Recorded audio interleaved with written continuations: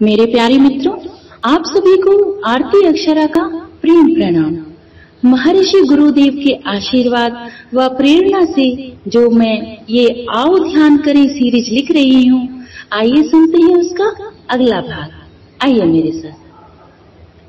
साथियों, आज जिसे देखो वही गुरु ढूंढने में लगा हुआ है। सभी सच्चा गुरु तलाश कर रहे हैं। हर दूसरा व्यक्ति यह कहते सुनते देखा जा सकता है कि सच्चा गुरु नहीं मिल रहा। सोचने वाली बात यह है कि तुम गुरु ढूंढने चले हो और अपनी बुद्धि लगाकर ढूंढ रहे हो, तो इसका तो यही मतलब हुआ ना कि तुम इतने बुद्धिमान हो कि तुम सच्चा गुरु परख लोगे कि कौन है। और फिर जब तुम्हारे भीतर इतनी समझ आ ही गई है कि तुम यह परख सको कि सच्चा गुरु कौन है, तो फिर तो तुम्हें गुरु की जरूरत ही नहीं रही, क्योंकि तुम इतने बुद्धिमान हो कि तुम खुद समझ पा रहे हो कि कौन सच्चा है, कौन सच्चा नहीं है। काश गुरु ढूंढने वाले समझ पाते कि गुरु कभी ढूंढा नहीं जा सकता, सच्चा शिष्य हुआ जा सकता है। सच्चा शिष्य यानी खाली पात्र, कोरा कागज। और जब तुम खाली हो जाते हो और कोरे कागज की तरह हो जाते हो, तो फिर तुम्हें गुरु ढूंढना नहीं पड़ता। गुरु स्वयं ही तुम्हें खोजता हुआ आ जाता है। जिस तरह एक जौहरी हीरे को तलाश लेता है ना, गुरु वैसे ही अपने शिष्य को ढूंढ ही लेते हैं। गुरु तो मीठे जल की वह बदली है कि जब तुम खाली होते हो और गिरा देते हो अपने अहंकार की दीवारें, तो गुरु तो बरबस ही बरस पड़ता है करुणा बनकर तुम्हारे खाली पात्र में। लेकिन हम तो इतने ज्ञान से भरे हुए हैं कि गुरु की पहले परीक्षा लेते हैं, और यदि वह हमारे ज्ञान की कसौटी पर उतरता है सही, तभी तुम्हारी नजर में वह सच्चा गुरु होता है। एक बार एक व्यक्ति जो शास्त्रों में पारंगत था, वेद जिसे कंठस्थ थे, गुरु की तलाश में निकला। गुरु मिल भी गए। उसने कहा, गुरुदेव, मुझे वेद कंठस्थ हैं, मैं शास्त्रों का ज्ञाता हूँ, मुझे बहुत ज्ञान है, आप मेरे गुरु बनकर मुझे वह सिखाइए जो मुझे नहीं आता। गुरु बोले, जो तुम्हें आता है वह सिखाने से क्या फायदा, तो तुम ऐसा करो कि जो तुम्हें आता है वह सब लिख कर लाओ कि तुम्हें क्या क्या आता है। वह व्यक्ति गया, साल दर साल लिखता रहा और एक दिन लौटा। तब तक गुरुदेव बीमार हो गए थे।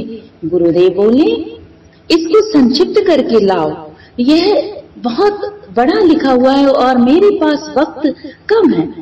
संक्षिप्त करके लाया गया, लेकिन तब तक गुरु मरणासन्न थे।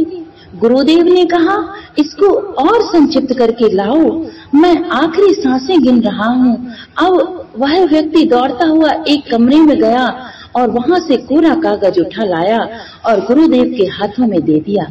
गुरुदेव ने अपने हाथ आशीर्वाद से उसके सिर पर रख दिए कि अब तुम सच्चे शिष्य हुए, अब मैं तुम्हारा हुआ। साथियों, गुरु तो एक तत्व है, गुरु तो सेतु है हमें परमात्मा के द्वार तक पहुंचाने का।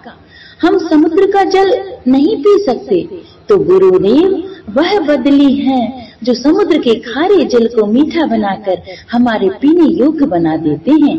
गुरु तो अध्यात्म का प्रकाश है, उच्चतम चेतना का कायामयी रूप है। जिस समय हम कोरे कागज हो जाते हैं, तो सारा अस्तित्व गुरु बनकर दौड़ पड़ता है हमारी ओर। गुरु तो वह प्रकाश है जो हमें अपने भीतर बैठे गुरुओं के गुरु महागुरु अर्थात हमारी आत्मा से मिलवा देता है। परंतु यह तभी संभव हो पाता है जब हम बांसुरी की तरह पोले हो जाते हैं। हमारा होना नगण्य हो जाता है, गुरु का होना सब कुछ हो जाता है। और एक समय ऐसा आता है जब हम देख पाते हैं कि गुरु जी तो हमारा ही विस्तार थे। साथियों, हम सच्चे शिष्य हो जाएं, हम कोरे कागज हो जाएं उस सूखे पत्ते की तरह जिसे लहरें अपने साथ बहाती हुई ले चली जाती हैं। और जिस समय हमारा समर्पण इस सीमा तक घट जाता है, तो हम पाते हैं कि गुरु सत्ता तो हमें हमेशा से चारों तरफ से घेरे हुए है। हमारे अज्ञान की चादर ही हमें हमारे गुरु से नहीं मिलने देते। हमारे ज्ञान और हमारे झूठे अहंकार की दीवारों ने उनको रोक रखा था। अहंकार की दीवार गिरते ही गुरु प्रकट हो जाता है। उठो, जागो, यात्रा स्थूल से शुरू करो और सूक्ष्म तक ले जाओ। शरीर रूपी गुरु से शुरू करो और भीतर अशरीरी महागुरु से जुड़ जाओ। और वह महागुरु कोई और नहीं, तुम ही हो। तुम्हारा निज स्वरूप ही है जिसे तुम भुलाए बैठे हो। आओ, जन्मों जन्मों की बेहोशी तोड़ दें। बहुत हुआ अब और नहीं। आओ, नर से नारायण तक की यात्रा तय करें।